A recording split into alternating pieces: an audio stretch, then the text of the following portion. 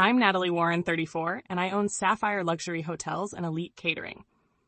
My brother James and I shared a tight bond, enduring our parents' messy divorce and forging our paths together. When he got engaged, I joyfully paid $65,000 as a deposit for his dream wedding at my premier venue. But last week, his wedding planner delivered news that broke my heart. If you're watching, leave a comment with your hometown. Hit like, subscribe, and stay for a wedding catastrophe that taught me about family and self-worth.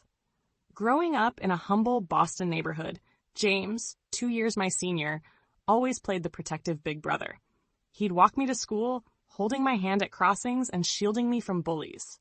Our sibling connection was rare and profound. Our world shifted when our parents split. I was 12, James 14. Their divorce was ugly, filled with late-night fights and slammed doors. Our father, Robert, a work-obsessed accountant, rarely joined us for meals. Our mother, Linda, felt ignored and sought affection elsewhere. Neither saw how their breakup affected us. Post-divorce, our parents barely spoke, using us as go-betweens. Tell your dad he's late on child support again, or ask your mom if I can pick you up early Sunday. James and I leaned on each other, navigating our parents' neglect. Money grew tight. Mom, a former homemaker, struggled to find work with outdated skills.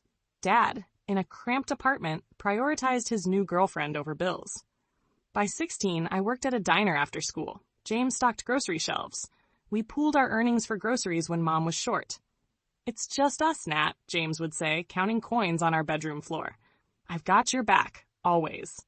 That vow carried us through high school and beyond. When I chose hospitality management in college, James cheered me on. Skipping college, he entered construction, becoming a foreman by 23.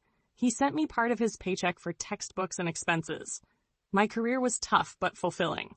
Starting as a front desk agent while studying, I became a supervisor within a year. By 27, I was director of operations at a top-tier hotel.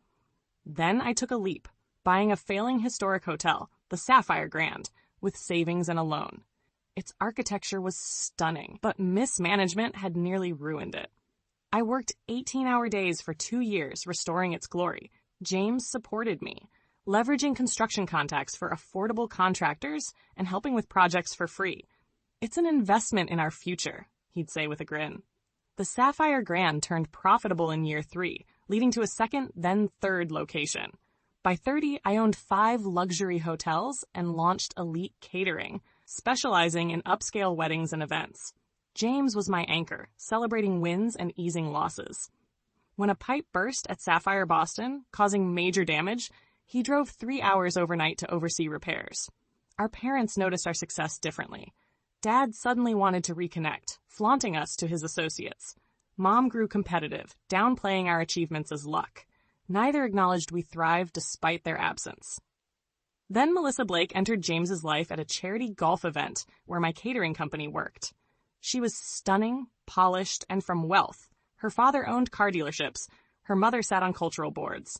Something about Melissa felt off. She spoke condescendingly to my staff and gave me a cold, "Oh, you're the hotel sister. How quaint," when we met. James was smitten, spending all his time with her, adopting her elite circle's habits. He swapped his truck for a pricey SUV and used phrases like "the right people." Our regular dinners dwindled, and when we met, Melissa tagged along, visibly bored by our shared memories. She and her mother, Eleanor, openness, disappointed by its scale. "Anyone can succeed in America," she sneered. "But new money isn't established wealth." Melissa agreed, implying my work was beneath her. James brushed it off, saying I'd sell once I settled down, a remark that stung. He knew my career was my passion. Despite this, I loved James deeply, hoping it was a phase. When he proposed to Melissa, I shared his joy despite my doubts. He described an extravagant Hamptons proposal with a chef, quartet, and a 4-carat ring. "It's perfect," I said, uneasy at the excess. They wanted a June wedding, but top venues were booked or too costly. I offered the Sapphire Grand, rated above their preferred options, with discounts for James. After hesitation, Melissa agreed to tour it. The visit was tense. Melissa and Eleanor critiqued everything, demanding costly changes like reupholstering chairs. I compromised, offering decor solutions. Melissa's vision was lavish: imported flowers, custom lighting, a champagne fountain. The cost, even discounted, shocked James. I offered to cover the $65,000 venue and catering deposit as a gift. James protested, but Melissa